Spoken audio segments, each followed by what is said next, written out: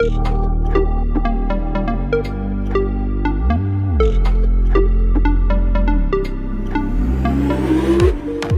hello there.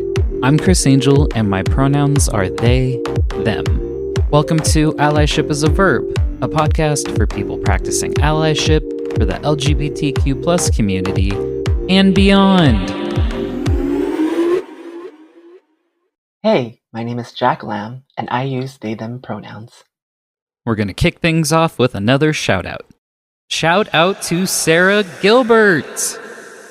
Thank you for supporting the Indiegogo campaign to help produce this season and take the podcast on tour. I appreciate you, friend.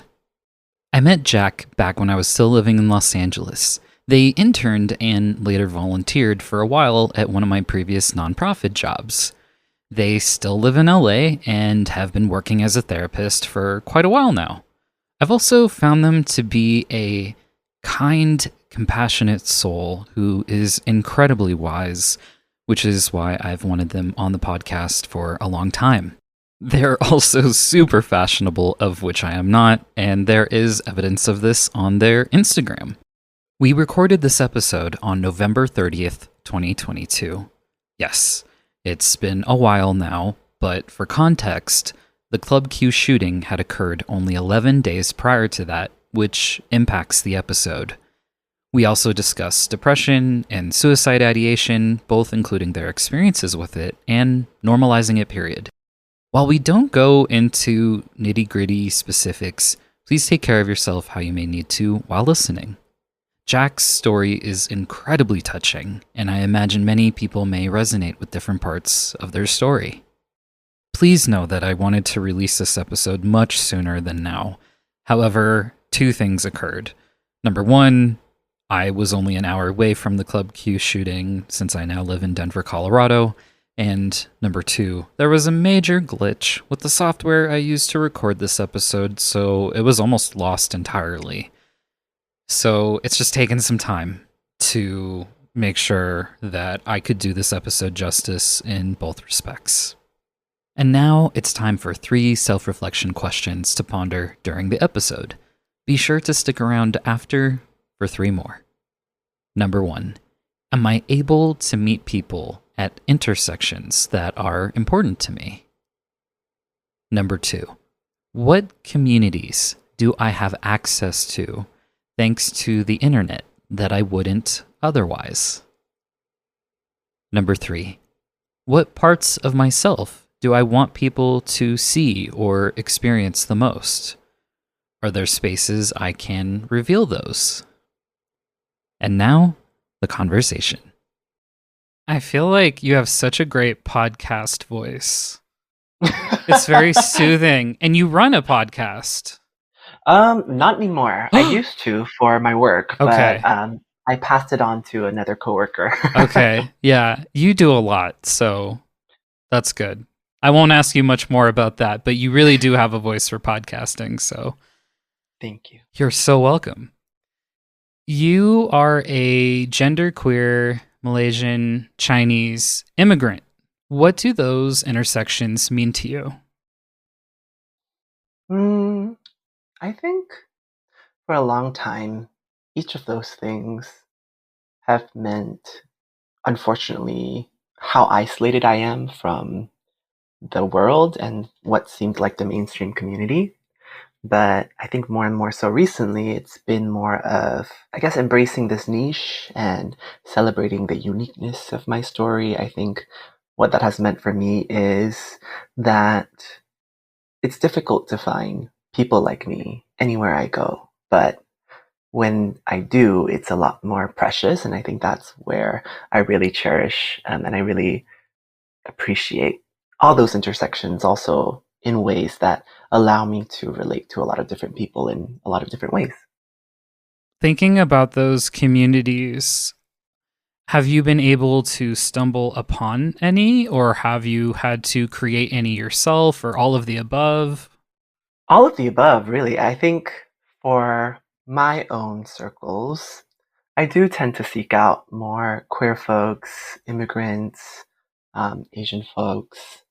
I think all of that really helps me feel seen and understood in different aspects of my life and helped me kind of have more, I guess, of a lens of different experiences in the community.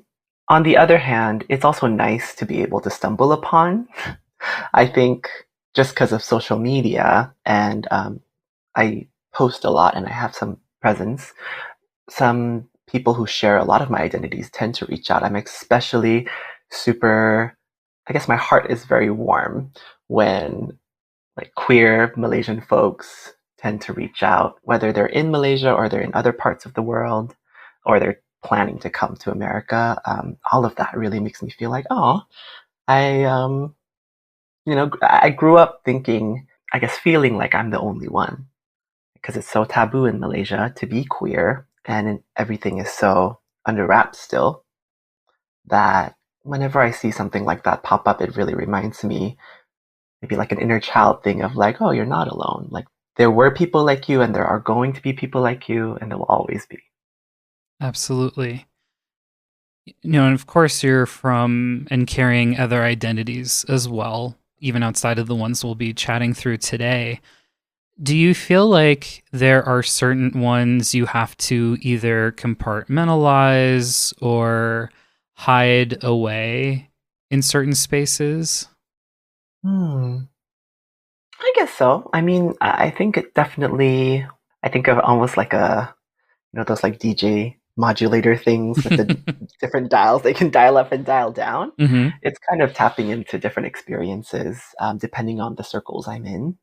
I'm thinking about, for example, when I'm with my family or family friends, that's definitely where more of my maybe Malaysianite Chinese and immigrant kind of experiences come out versus when I'm in queer circles.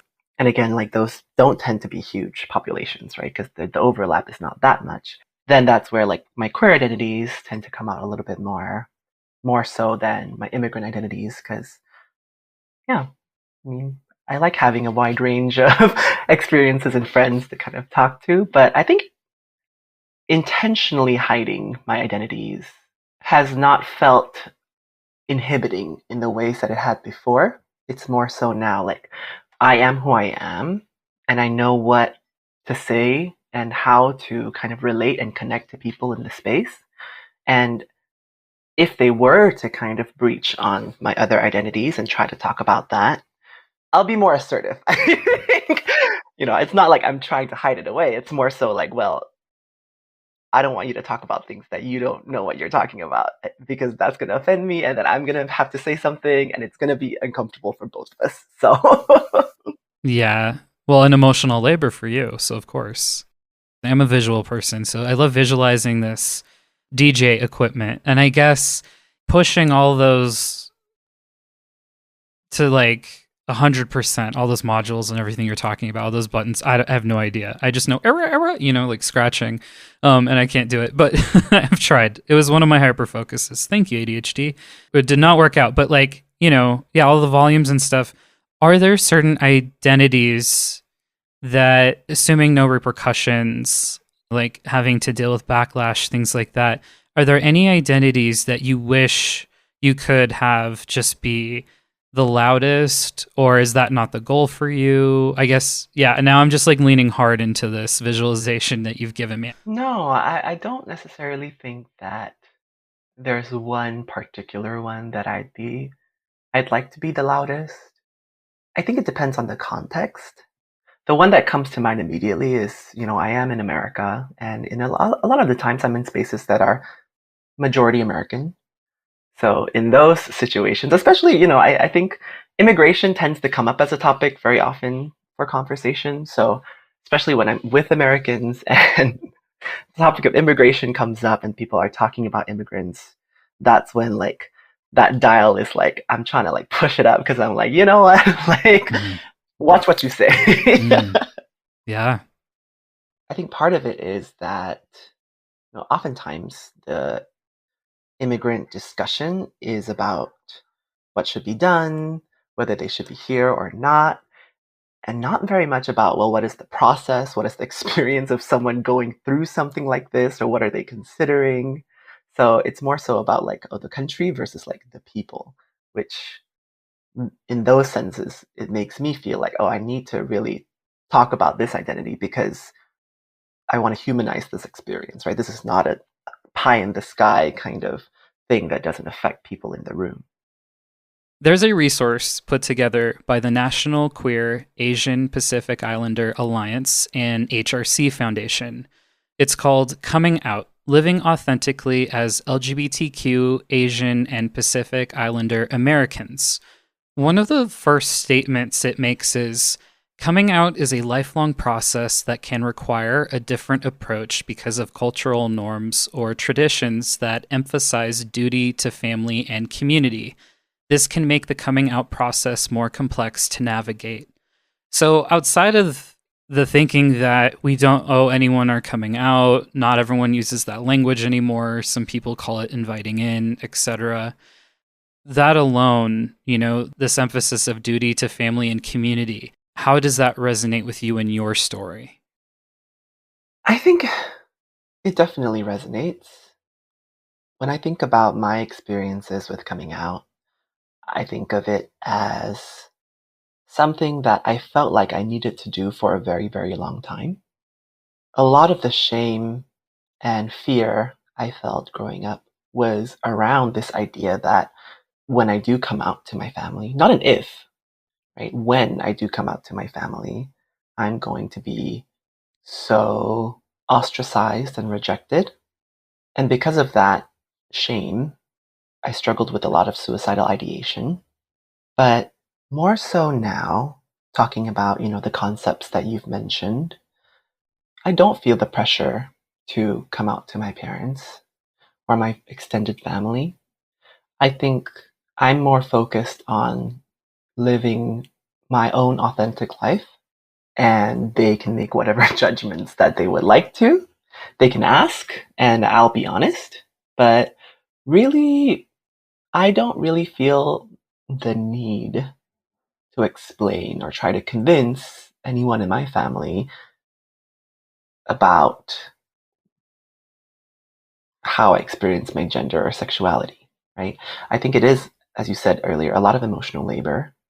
I would rather, I think, focus on what connects us than what divides us because when it comes to family, that's something that I really, really cherish. And it's kind of this value conflict, right? Do I live fully authentically or do I preserve the peace and harmony in my family? And to use that DJ analogy again, it's kind of like instead of thinking of pushing both dials all the way up, it's kind of finding the balance between the dials that make me feel comfortable or as comfortable as I can be. Because ultimately, I don't owe anyone anything. I owe it to myself to feel comfortable and authentic and honor my own experiences.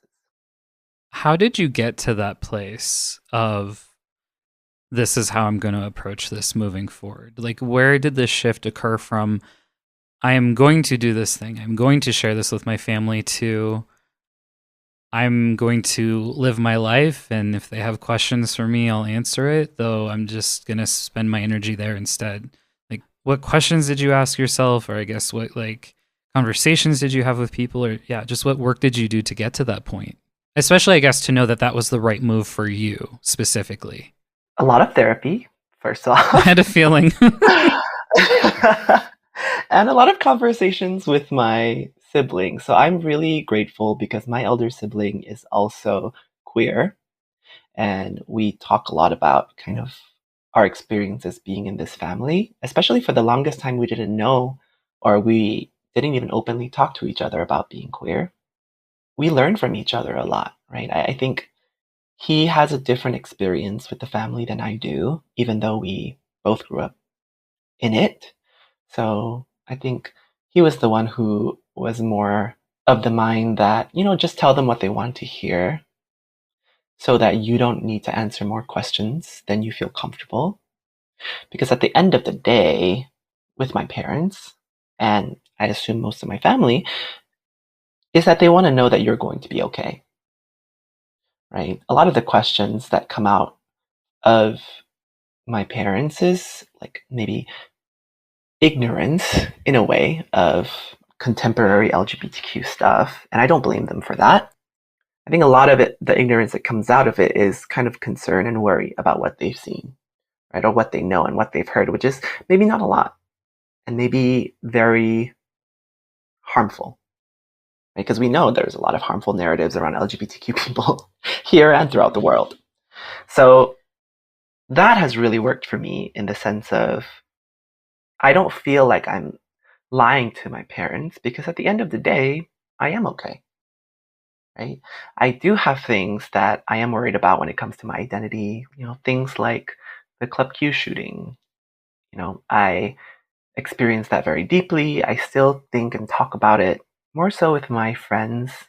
And, do I wish my family would understand? Maybe, but not really, because what would that change? I think they still support me. They still tell me they love me and appreciate me. And even though they don't fully understand my experience, I think it's okay and they don't need to, as long as they're not openly critiquing or inserting their thoughts where I don't want them to be. So I think it's kind of like respecting boundaries without even actually using those terms. So it sounds like talking with your older sibling, like those conversations were pretty instrumental in you coming to this realization and decision for yourself. Yeah, I think I'm glad to have a role model in my life who is so inspirational to me. And not only just my brother, but even as a therapist too, I learn a lot from my clients because a lot of my clients are queer and Asian as well. And we're all kind of going through this together, right? There's not a lot of blueprint as to how to navigate these family dynamics while being very queer, especially when the messaging has, for the longest time, been come out, you need to come out, you need to come out to feel better. Otherwise, you're living in shame. When in reality, that's not the case, right? For a lot of us, coming out can mean losing that connection, losing support financially, emotionally, or even a place to feel like we belong. Because there's not a lot of us out here. And understanding that values do conflict. You don't have to choose one over the other completely. It's more so, again, like the modulating of the dials to find really what feels the most comfortable for you in how you want to live your life. The resource that I mentioned earlier, it goes on to say that growing up amid these significant sacrifices, API American youth often feel indebted to their parents. They fear disappointing their parents and will avoid doing anything that might humiliate them or bring shame upon the family among the wider community, especially in cultures that stress familial duty or conformity. LGBTQ API youth can carry a weight of expectations rooted in traditions that define success through rigid gendered norms.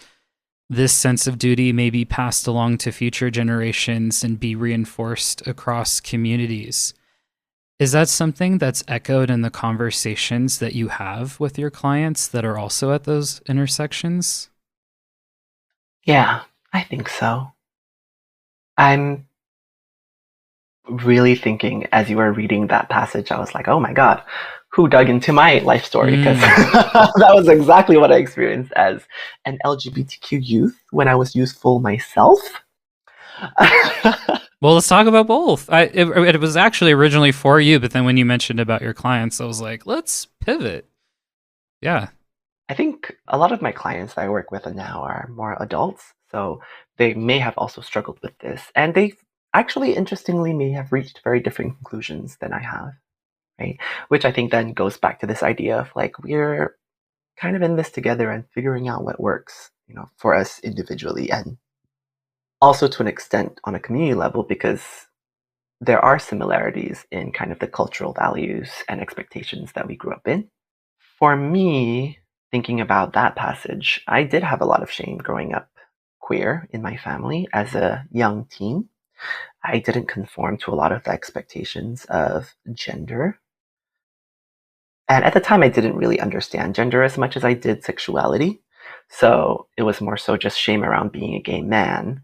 But what came with that was a lot of the gender things too, of really enjoying what was quote unquote girls' sports or girls' activities, being more interested in like female artists, pop girlies, always picking the girl characters in like games, little things like that. And a big part of my depression in my teen years was due to the shame that I felt like if I were to ever come out or be open about my sexuality, that it would bring so much shame to my parents. Right? That was the first concern I had. I remember thinking the most important thing is to save face for my family. And if I were to do this, it would crush my parents because not only will they think they failed as parents, everyone else around them and the larger family would also feel like there was something wrong with them or it was really shameful for our family. So in my head, when I was suicidal in those years, it was almost out of a deep love and respect for my parents. Because it was like, if I really truly loved them and respected them, then I would save them from that lifelong shame.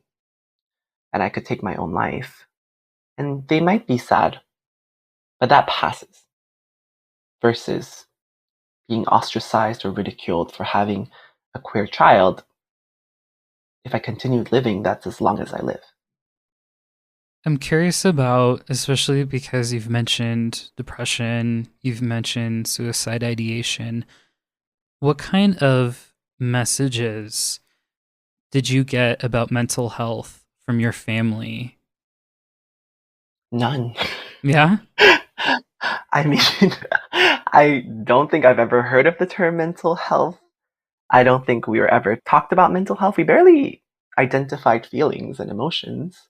So, yeah, definitely not really anything. I think in terms of when I first experienced the depression um, caused by the deep shame, I just thought something was wrong with me. It's very related to I was already thinking something was wrong with me for being queer. So I also assumed that I was just born wrong, kind of thing. Right? Like, oh, I'm not how other people are. This is just another way that I'm different and wrong and faulty. And again, it kind of goes back to, well, then better to just kill yourself, really. Was that a really loud voice that was in your head? It was. It was every morning and every night. School was a distraction, so I think that's partially why I did really, really well in school, even though I was really severely depressed, because those were the only times when I could escape those voices in a sense, because I wasn't home. And in the morning when I woke up and every night before I went to bed, I would be completely paralyzed sometimes by those thoughts, crying until I wouldn't have any tears anymore. I remember going to bed at one point, like wishing every single night that I'd wake up okay. And what okay meant at the time was like straight, not depressed, motivated, a model child. All the things that I was not, I guess. You sharing that, and certainly we just had in Colorado Springs the Club Q shooting. You've also just mentioned that during our conversation so far today. You actually wrote a post about it, and you opened it with, I used to be so sure that if given the choice, I'd choose to be queer. I'm not so sure that's always true for me anymore. Can you share more about that post and what you want people to take away from it and why you felt moved to share those thoughts? We'll be right back. August 12th, 2023 just marked a major milestone for me. I celebrated 15 years of taking testosterone, and I'm asking folks to donate $15 to the Indiegogo campaign for Allyship as a Verb to help me celebrate. Where is the money going? Well, to cover the costs of producing season 3, and because the podcast is officially going on tour for a year. It will start at the Arvada Center for the Arts and Humanities during their production of The Laramie Project, running September 29th through November 5th. If you're in the greater Denver, Colorado area, I hope to see you there. We've also got our first community partnership with One Colorado. For more information about the tour and how you can get involved, check out the tour link at allyshipisaverb.com. Well, this is a first. This is a personals ad for my friend Caitlin. Hey, Caitlin. Caitlin uses they/them pronouns and is a queer, non-binary software engineer in Los Angeles, California, in search of cry puddles, cuddle puddles, body doubles, hours-long phone calls, wistful stares, accountability buddies, and a method for consistently drying metal reusable water bottles. What the fuck did you send me, Caitlin? They're tired. Probably. I personally think they make excellent Spotify playlists. They think that this is the best $150 they've ever spent. Please prove them right or wrong that this will lead to respectful hookups, aka cute people to do sexy times. And now, here's some time to process what the fuck just happened. Their Instagram handle is in the show notes.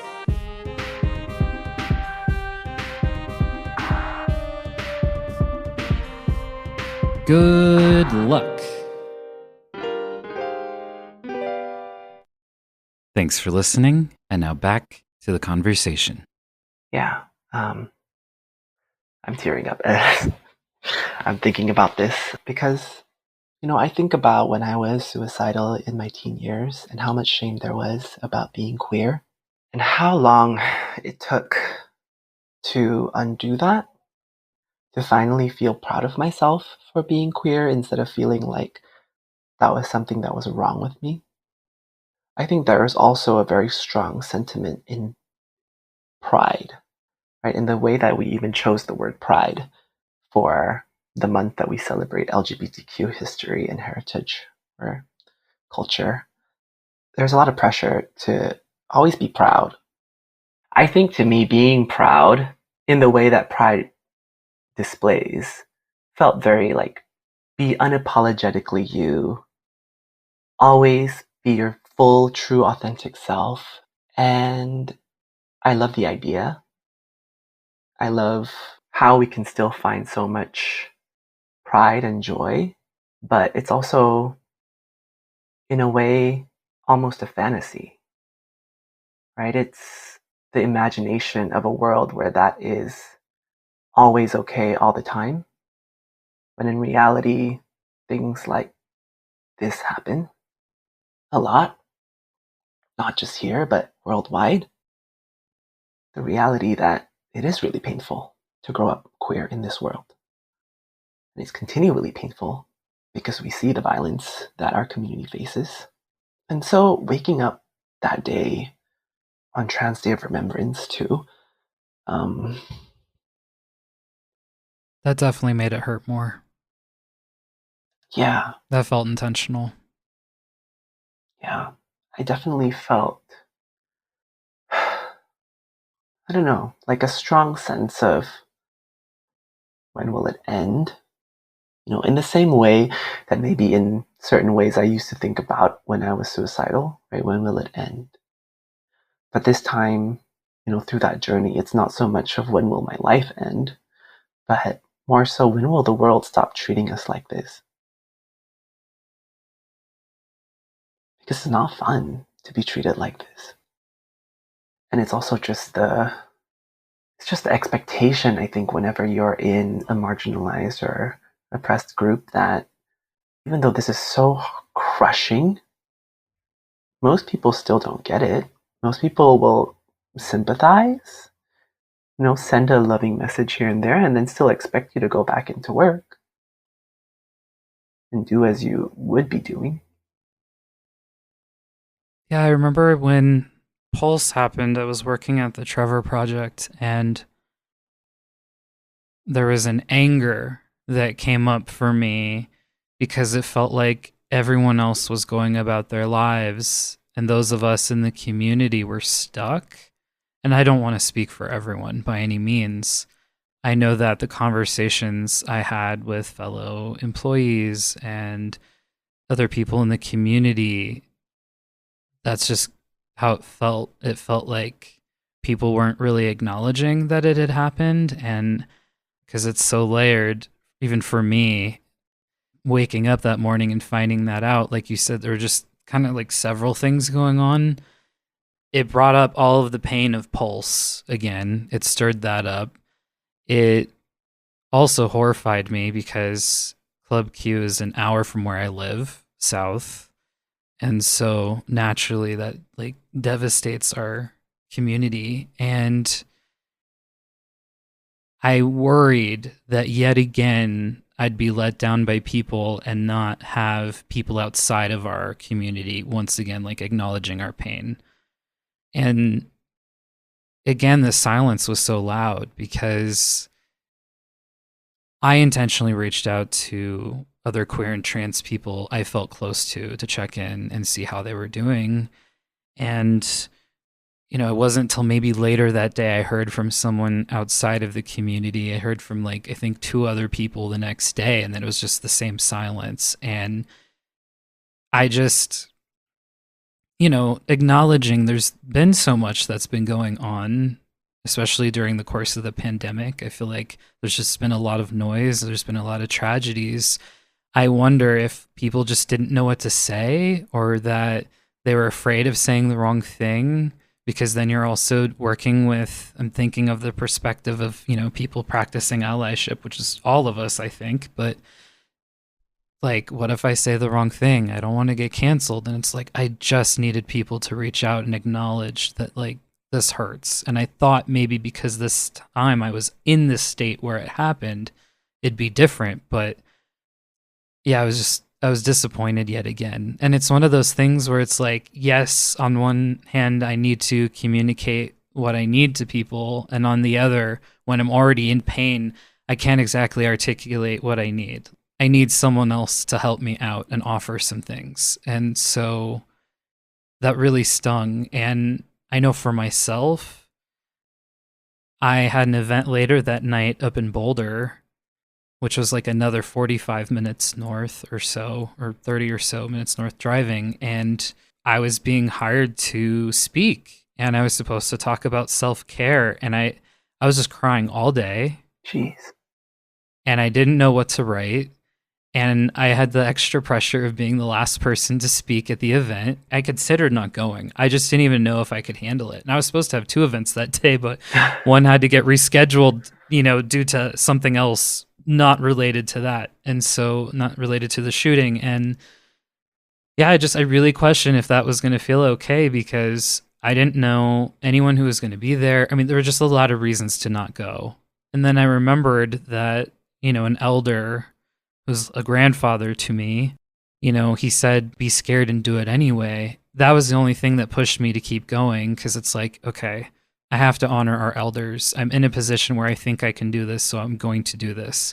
And I'd already, honestly, before that even happened, I'd already had fears that there might be a shooting, because that's just the world we live in now. It feels like you could just be going to a movie. It could be anything. It doesn't even matter. But with the violence we've been seeing against drag performers and everything as of late, I keep assuming it's only a matter of time before there's another event. And so why not that one? And so I was scared of going. I went anyway.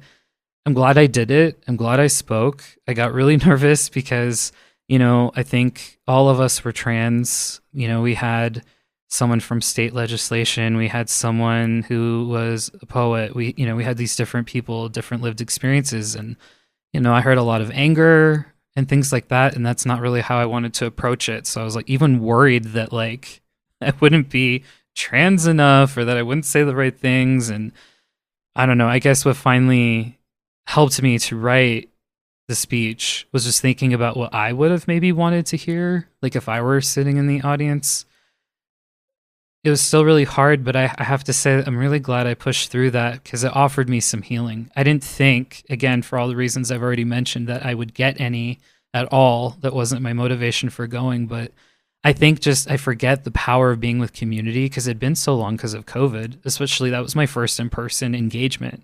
I've, you know, been keeping everything online this whole time, and it helped. It helped a lot to be there.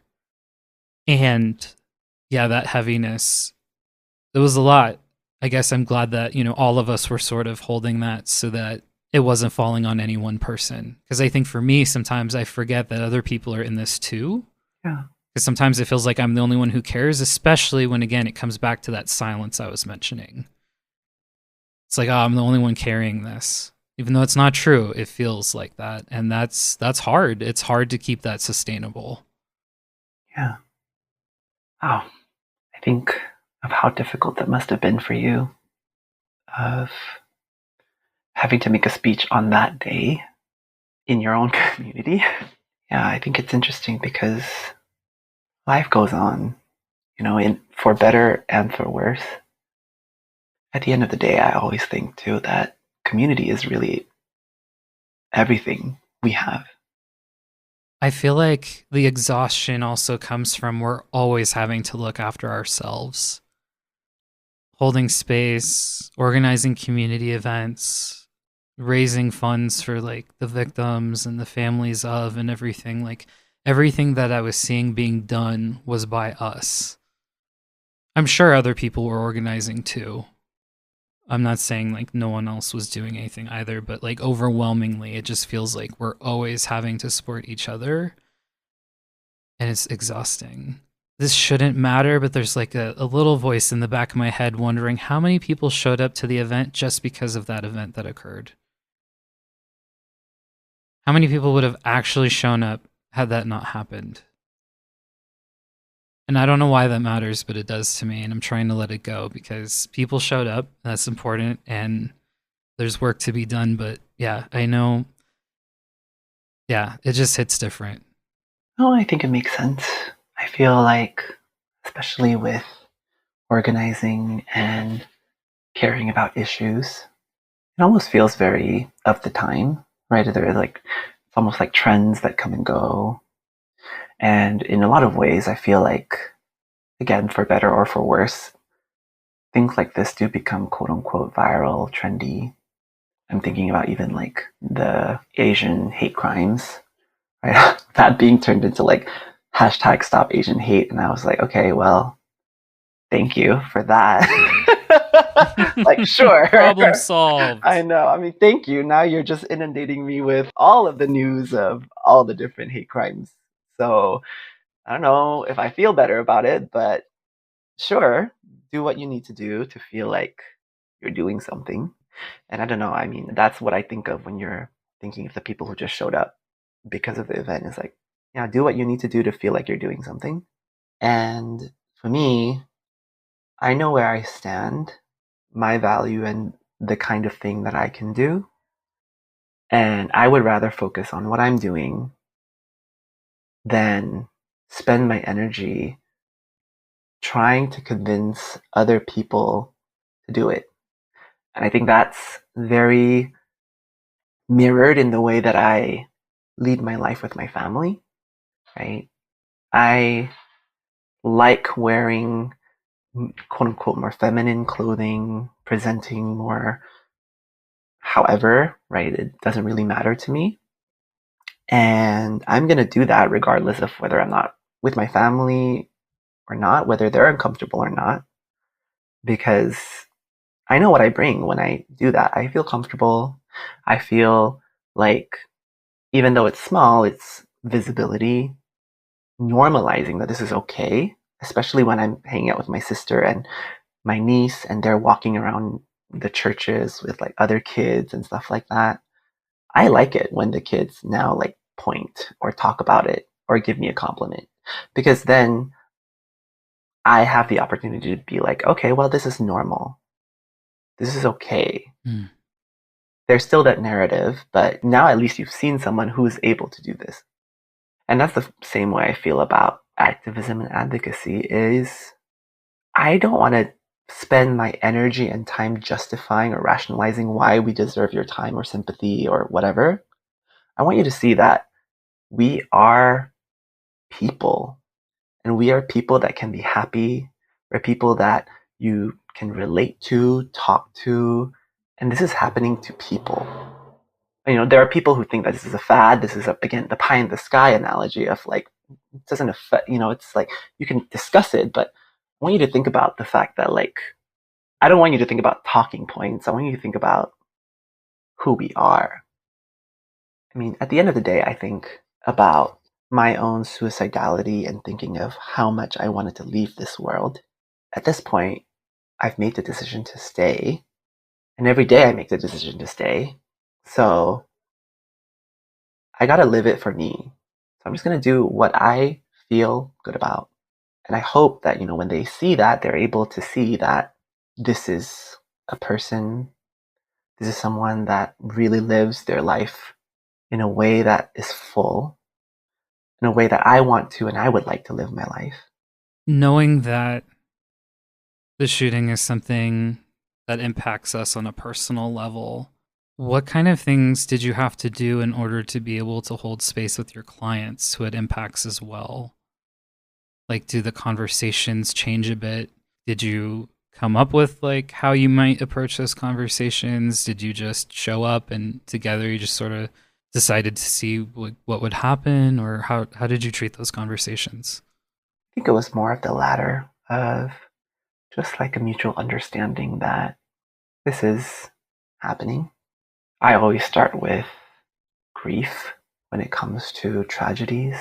Normalizing that grief encompasses so many complex and conflicting feelings that it's okay to not feel any of them or feel all of them. I think for me, the biggest thing when it comes to a lot of my queer clients is self-compassion, right? Working on that piece and being able to accept who we are, celebrate our stories.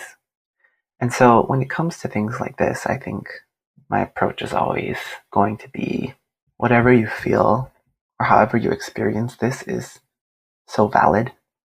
And then maybe if you want to talk about it, we can talk about where that comes from, why it affects you that way. Thinking about those who are in the community and suicide ideation may be floating around in their head, what are maybe some steps to work toward addressing that? Like, even just like the smallest of steps, if they are wanting to choose to be here every day, like you said, but for any reason suicide ideation is popping up for them. I think the first thing that I always say is that it's normal to have suicidal thoughts. We're human. And I think that what that means to me is we are wired to feel all the emotions that we do. And we're also wired to only be able to tolerate a certain amount of pain. When you're thinking about taking your own life, killing yourself, it's because you're experiencing an unbearable amount of pain. So it's normal to think about wanting to end that. I guess the other thing I always say about suicide is that it is, in a way to cope. Right? When we think about coping skills, it's ways that we reduce our distress or emotional overwhelm or pain. And I think of sometimes suicide as a way of coping. Right? And I think in that way, I hope it helps destigmatize the connotation that suicide is wrong, it's bad, it's unhealthy, because it's just a natural, normal reaction to overwhelming pain. Right? And every time we feel pain, we want to cope. So, right, some other people might have less lethal means of coping, right? Like substance use or self-harm. These are things that are still kind of harmful, but maybe not as harmful as suicide. So it's kind of, for me, thinking about a way that we try to help ourselves cope in healthier and healthier ways. Right? It's about no suicide, yes journaling and yoga. How do we move? We know that suicide is what we're thinking of because we're in so much pain. How do we lessen the pain every day? Because it is painful to live in the world sometimes. Thinking about being genderqueer, because we didn't really get a chance to explore that, you've shared with me that you've only socially transitioned, and for everyone listening, thinking about transition as being maybe legal transition, medical transition, social transition. Like there's different types of transition. I think most people think about the surgery, hormones, and things like that. What led you to decide that socially transitioning was for you? What kind of questions did you have to ask yourself? How did you decide that that was for you? I think I've always known that I wasn't cisgender. I just never really had the language for it until I immigrated here. Because as I said, right, I always thought it was just me being a gay man associating, right, wanting to wear quote unquote more feminine things or do things that girls usually do as opposed to things that the boys that I seen growing up do. So when I learned about it, I felt very validated in like, wow, there are other people with similar experiences that I don't have to necessarily live in this not enough, right? Because I think that's essentially what being genderqueer to me personally means is that I don't want to feel like I'm not insert gender here enough, right? Like not a man, not enough of a man, not enough of a woman, not enough of a anything. Because to me, being genderqueer is just about not really caring about the gendered expectations that a lot of people have. And how I came to that, I think there was a lot of shame in the beginning, especially as I was starting to ask myself the questions of, am I genderqueer? Am I non-binary?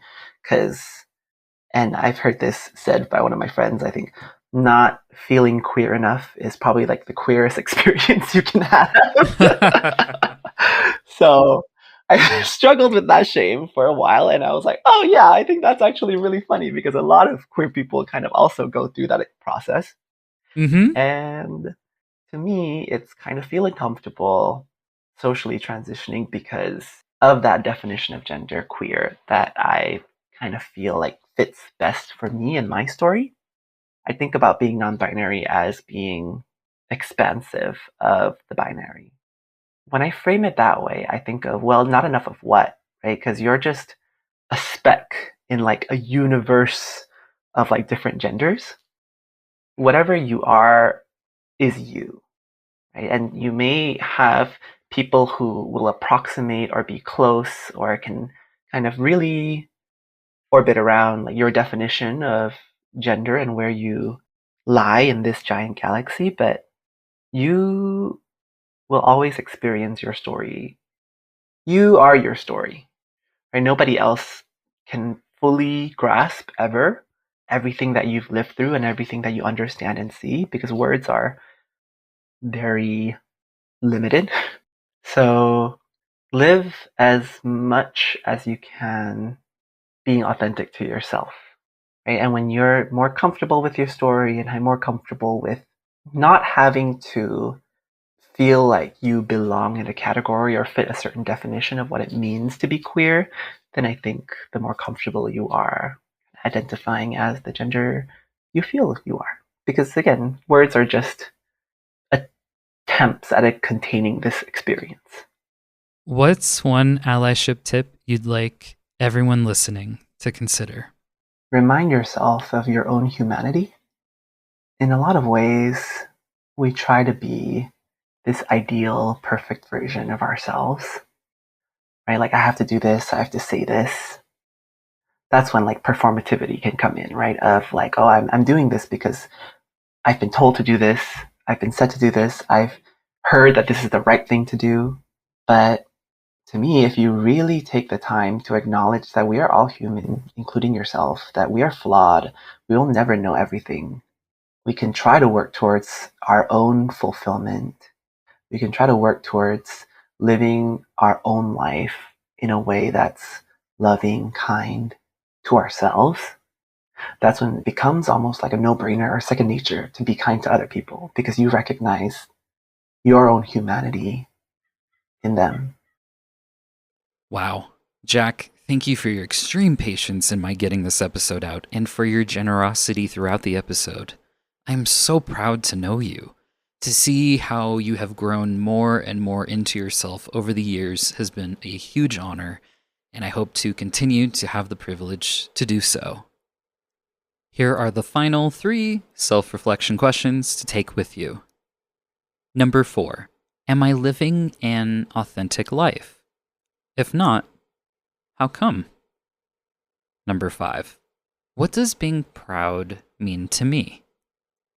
Number 6. What are some ways I embrace my own humanity? If I don't currently, what are some ways I could start? Visit allyship.com for any resources and a full transcript of the episode. And remember, sometimes allyship means reminding yourself of your own humanity.